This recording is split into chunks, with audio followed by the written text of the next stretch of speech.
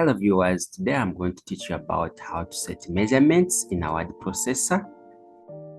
Let's open our program. So I have my word program being opened here.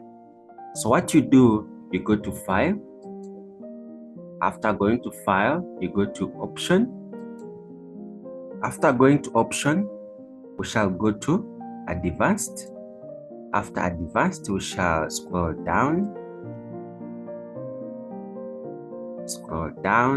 continue, scroll down.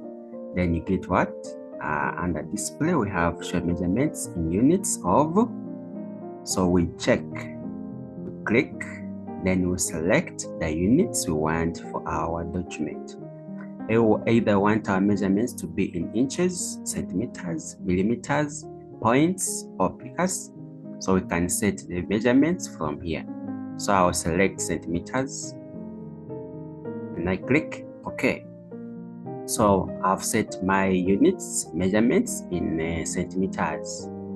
So that's how you set measurements in a word processor.